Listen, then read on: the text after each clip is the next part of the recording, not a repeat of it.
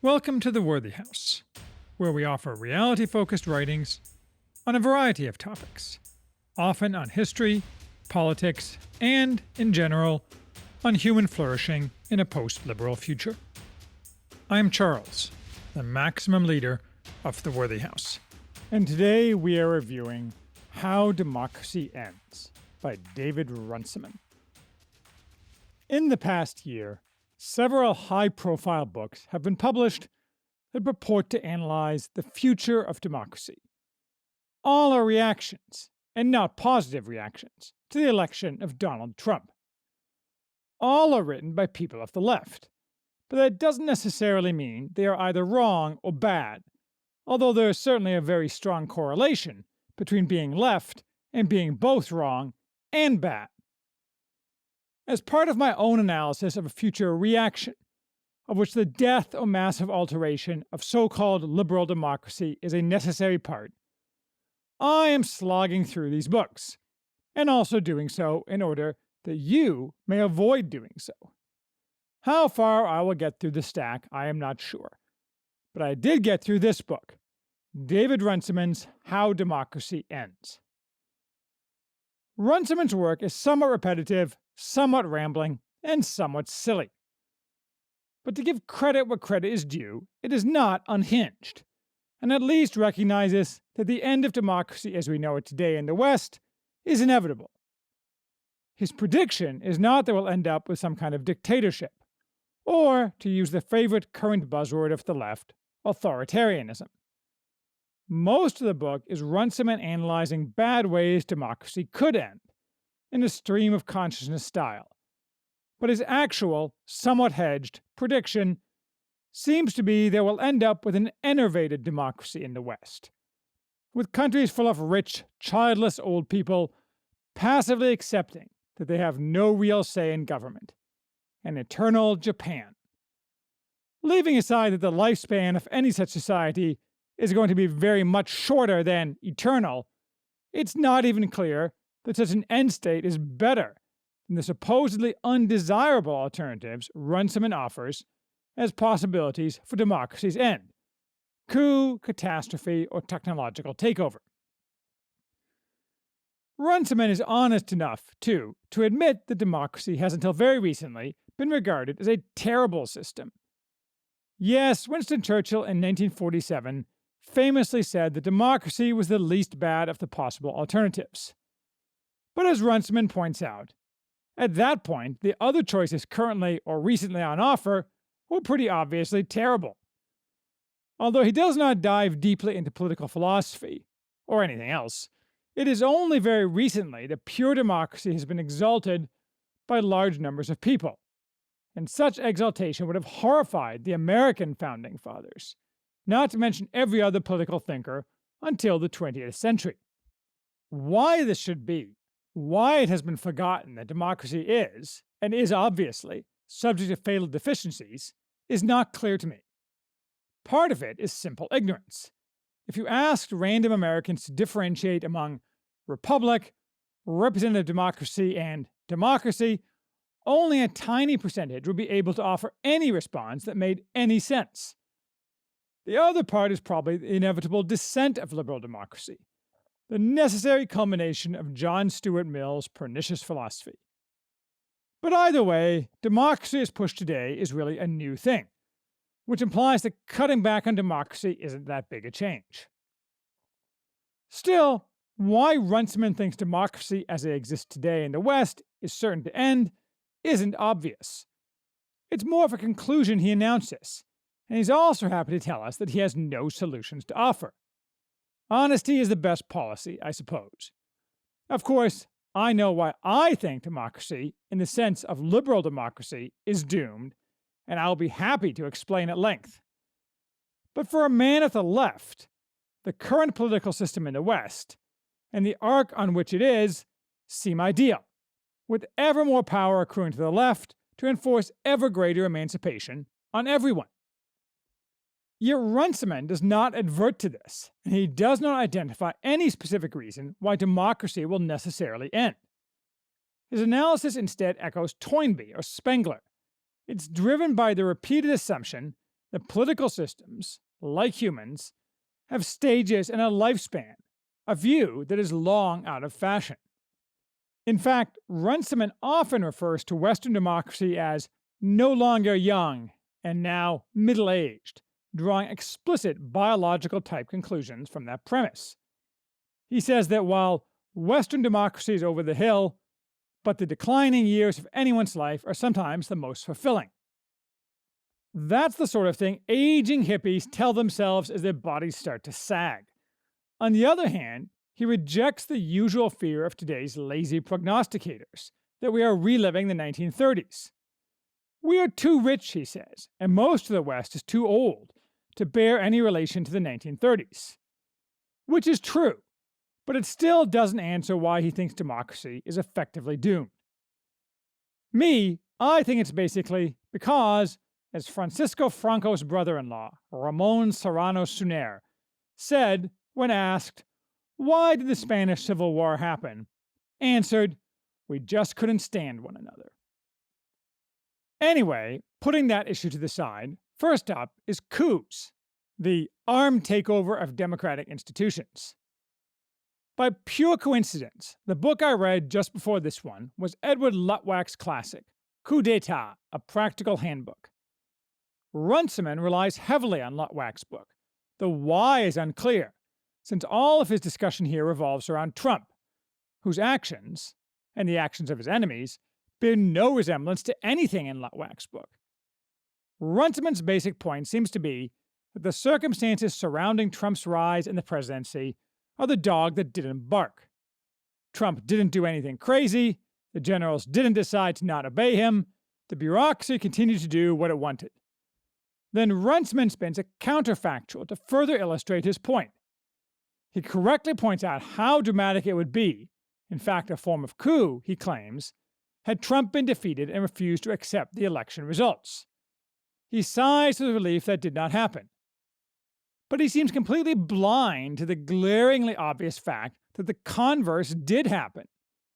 Hillary Clinton and her vast web of myrmidons, throughout the media, the federal bureaucracy, the legal community, and the corporate and academic worlds, have overtly refused to accept Trump's legitimacy, and formed a powerful #resistance to deny Trump the power of the presidency and to throw him out of office through any means possible.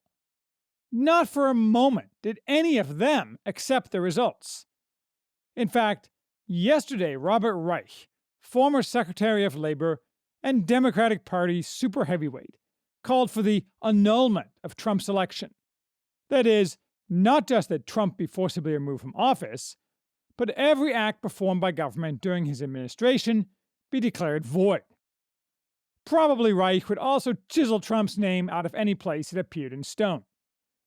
Yet Runciman says nothing at all about this movement, although, to be sure, this is not a coup in the sense of an armed takeover, since the resistance is already in power, and just trying to maintain that power by emasculating and overthrowing Trump. Turning away from Trump, Runciman talks quite a bit about the 1967 Greek coup, contrasting it to 2008, when similarly unsettled circumstances did not lead to a coup. At least it didn't lead to an armed coup. Runciman dances around the question whether there was instead a different kind of coup, where the European Union effectively seized power from the people elected by the Greeks to run their country. Runciman chalks the difference up to the aged population of Greece today. Median age is 47. As he says, political violence is a young man's game. So as the population ages, entropy replaces explosive changes as the default condition of politics. I think this analysis is right, although Runciman beclowns himself by never mentioning the real issue in 1967, which was the quite legitimate fear of communist takeover, following the actual civil war, ending in 1950, in which the communists were defeated in Greece. Note, of course, as always, that those who led the 1967 coup were put in jail for the rest of their lives, while communists were never punished in any way for their far greater crimes. Wikipedia has a whole lengthy article on the trials of the junta. Needless to say, there is no article on the trials of the communists. Runciman then sidles away from actual coups to claim they're supposedly related supposed phenomenon, executive aggrandizement, when elected strongmen chip away at democracy while paying lip service to it, looks like being the biggest threat to democracy in the 21st century. Anyone who is paying attention knows that is code for attacking Poland and Hungary. So it is no surprise that the very next sentence identifies those countries' governments as the offenders, along with Turkey, India, and the Philippines. Poland and Hungary then regularly recur in the same context throughout the book.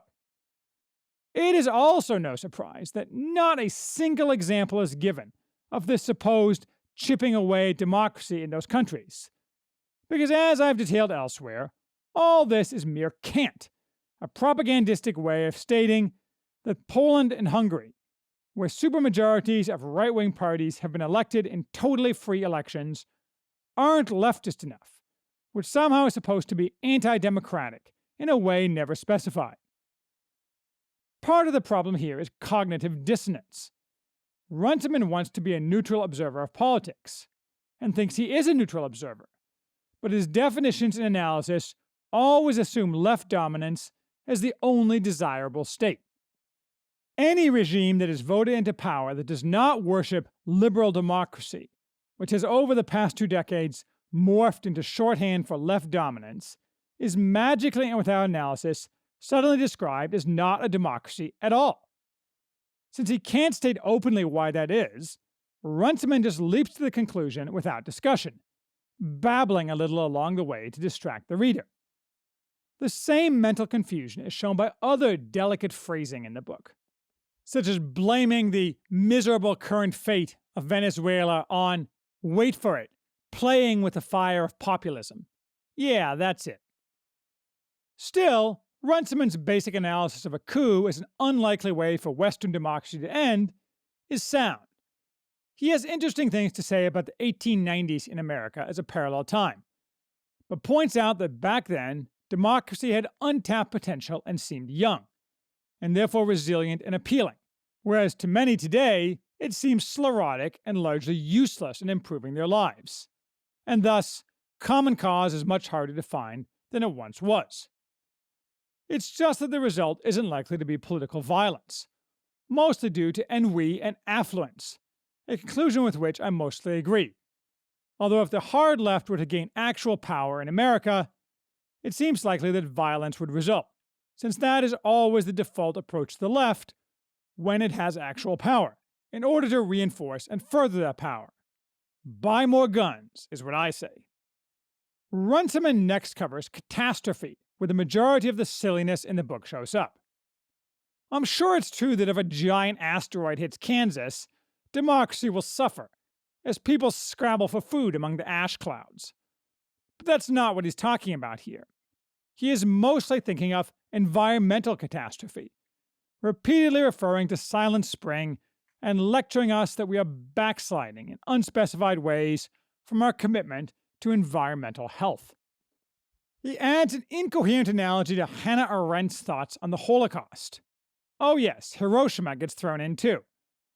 Then, of course, he turns to climate change, correctly blaming democracy for the fact that nothing at all is being done about it, but incorrectly assuming an autocratic regime would do something about it, when in fact nothing but a global government would be likely to do anything about it, and then only if convinced future benefits outweighed current costs. He also correctly notes that if environmental disaster actually does come to pass, democracies are pretty good at doing something about it. But he doesn't tell us why they are better at reacting than other forms of government, probably because they aren't. Humans are just good at dealing with actual disasters, and, probably rationally, not so good at taking high-cost actions now to prevent ambiguous cost problems later.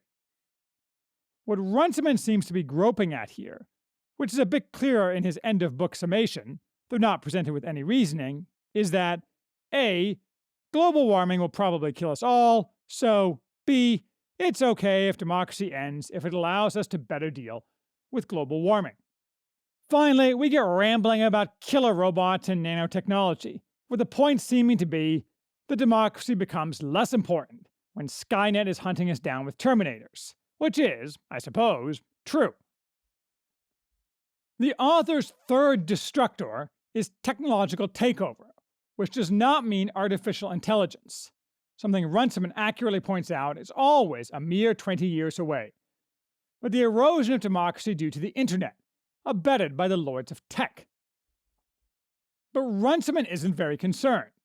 He believes that the state holds the whip hand, and platforms like Facebook gain their power, even at their maximum, not through coercion, but through connectivity, an inherently weaker form of influence.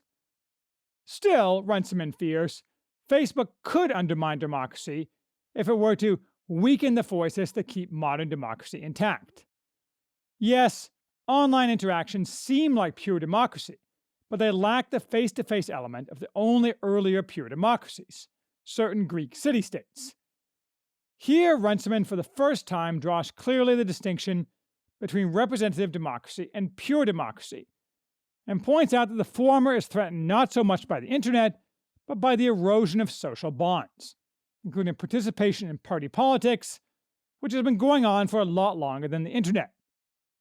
Still, the internet exacerbates this process, not to mention that autocratic regimes can use technology to enhance their control in ways undreamed of in the past, with the active cooperation of Facebook, Twitter, and all the others to boot.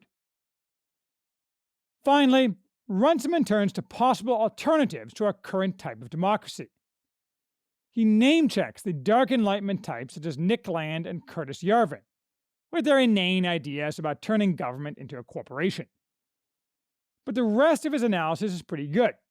He identifies that democracy offers, at its best, dignity and material benefits to the populace, and if it starts to fail in either, its attractiveness erodes. This is the simplest explanation of Trump's rise. Not that Trump is not democratic, but that much of America believes is spat upon by the professional managerial elite who runs the country, and that they are not sharing in material benefits, which are accruing to the same people who spit on them. Such people will seek alternatives, ultimately.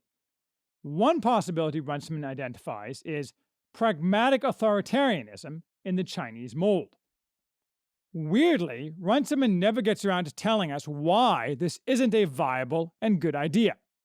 He just shifts gears suddenly to epistocracy, rule by the knowledgeable, or a related alternative, technocracy. Now, epistocracy was well covered by a book I trashed, Jason Brennan's 2016 Against Democracy.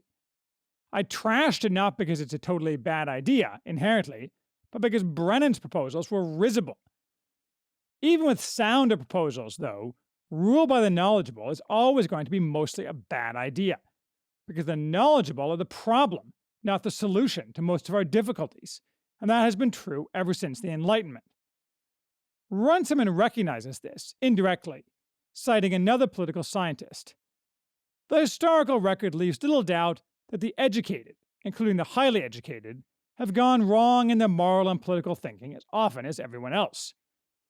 Runciman's conclusion is that history teaches us that epistocracy comes before democracy. It can't come after. I doubt that, and anyone who says history teaches us that something can never happen doesn't read enough history. But perhaps he is right that technocracy, such as in the rule of central bankers, is a more likely turn away from democracy than epistocracy. Not that that's a solution. As Jose Ortega y Gasset showed nearly 100 years ago, a rule by experts is a terrible form of government. A much better form of government that is not democracy, and not epistocracy or technocracy, is rule by those with a stake in society. Traditionally, this means some form of mixed government, with some sharply restricted popular participation. The Roman Republic is one example.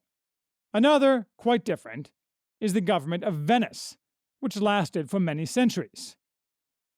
In our context, it would mean giving most of the power to an aristocracy that was actually virtuous, as opposed to our current aristocracy, though how to get from here to there, I'm unsure, and preventing anyone without a stake in society, or who is supported by society, from having any direct influence on the levers of power.